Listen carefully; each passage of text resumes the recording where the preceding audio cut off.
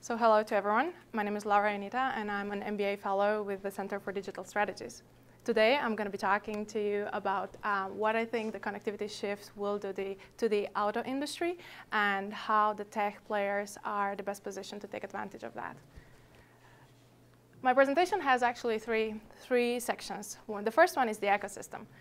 So if you thought about the car industry in the past, you would have thought about, obviously, the main car manufacturers. GM, Volkswagen, Toyota are the ones who are dictating the value proposition within the car industry. From suppliers who will make the parts up to the specifications, to dealers, distributors, and who will make the customer experience within the dealership based on what the car manufacturers think their brands stand for. They will use the price that are dictated by the car manufacturers, and then obviously you have the consumers. Throughout the car life cycle, obviously as a consumer you will interact a lot with maintenance, service, and repair. So I consider this to be the backbone of the car industry. But they're not the only players within this value chain. There are also government, regulators, insurance.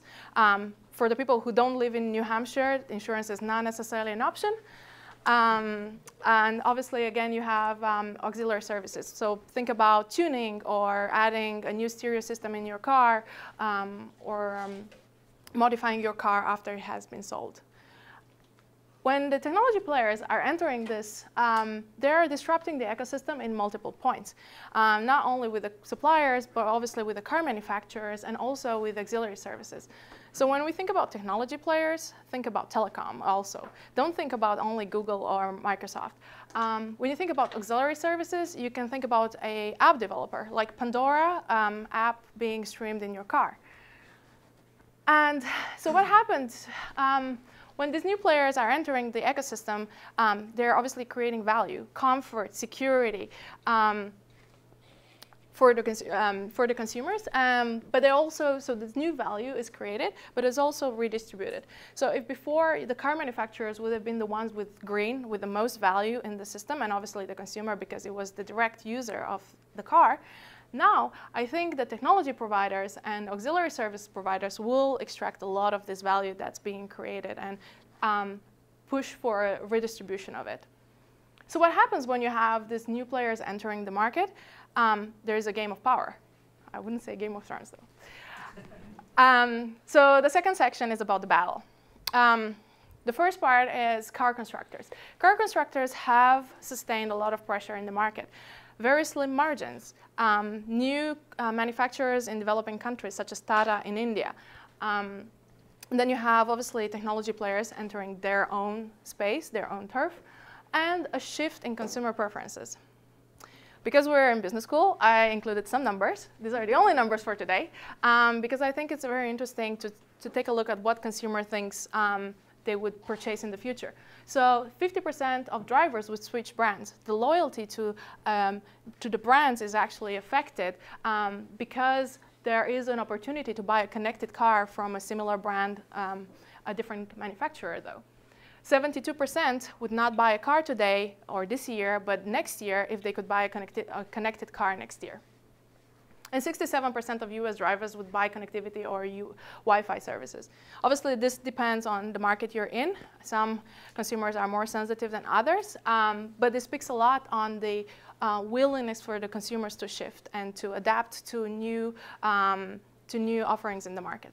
So I think it's very interesting. I included an example of Chevrolet. Chevrolet has a marketing claim of being the first and only car provider to offer 4G LTE in their cars, trucks, and crossovers. That's a very strong claim, and it's obviously it's a response to the need of differentiation in the space, and that they need to be up in front in the connectivity market.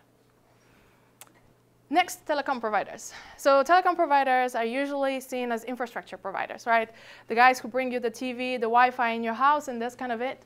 But these days, they see themselves as solution providers. And that's a big shift for them. They want a piece of the pie, and they're going very fast after it. For example, AT&T on the left side, they have AT&T Drive that's connected within AT&T home, and that's part of their digital life platform today. So if this was not a player that usually you would have expected in this space, they are very aggressive, they're moving very fast. Verizon has a different approach.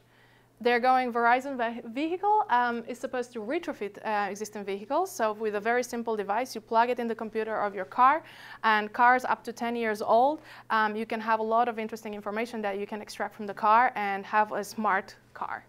And if you think about it, it's 50 cents a day, $15 a month, multiply with a huge market. This is pretty big business opportunity for them. And then obviously the ones that you would expect in this space, the technology players. We all know Google trying to testing actually their driverless cars on public roads in California right now. So this is a big reality. But also very interesting, we have Alibaba and Tencent having press releases saying that they're entering the space as well. They're doing a lot of research. They're not the typical software providers you would expect in this space. They're known for WeChat platforms or other e-commerce platforms. And they want as well a piece of the pie. And I think because they're so big, they're going to be an interesting player in this space. And then last, there are some speculations around Apple with iMove. And obviously, this has not been confirmed yet. But this is obviously, they're pushing the boundaries of innovation both in the US and in China. So the winners, because obviously if you have a battle, I think you should have some winners. And maybe, I don't think I'm biased, but I think the technology companies have a very strong chance in this war, let's call it like that. So I think there are four main reasons. The first image is actually Tesla, and Tesla was obviously started by the co-founder of PayPal. And we know that the technology co-founders and founders and the minds that are in Silicon Valley, they're not afraid of innovation. They're going to push the boundaries much faster and much further than actually a car manufacturer would be able to do. And we know Tesla is a perfect example of great software and obviously great mechanics. The second example is the user interface. How many times have you been puzzled when you go into a new car and it has all this complex console where you have tons of buttons, tons of things you turn, you push, and you don't even know how to turn on the air conditioning? That's how many options you have on your car. Those are part of the past, and I think the technology players are really good at providing user experiences that are innovative, intuitive, extremely easy to adapt to, and to gain the customer preference in a heartbeat. The third example is what's happening right now in the smartphone industry. Smartphones are almost commodity these days. You have Android running on Xiaomi, on Nexus, and on Samsung. And Samsung is it's a very good example of a huge player in the market that's seeing its margins and its supremacy shrink because of lack of differentiation in hardware from a hardware perspective. So I think that's something that the car manufacturers should be extremely careful about, depending on how they manage to innovate and how they manage to push the boundaries, because today all the cars have good miles per gallon, they have all pretty big engines, they drive smooth and they're safe. So what else could they do about them? So the car industry obviously is suffering a lot of pressure in that space too. And the fourth, obviously, they have cash. They can afford to innovate and to try and to fail fast and to go forward and disrupt this ecosystem. And the last slide is really something that obviously to claim leadership, you need to still solve a lot of things in the industry. Problems such as interconnectivity standards are typical for the IoT industry as a whole, but obviously managing to solve them will help unlock a lot of value that this new shift is promising. Hackers ahead, obviously, we know all about safety, security, and 15-year-olds being able to hack a car in less than 5 minutes from remotely, and being able to control the brakes of the car or things like that. They scare a lot of the consumers. And I think these are issues that need to be tackled.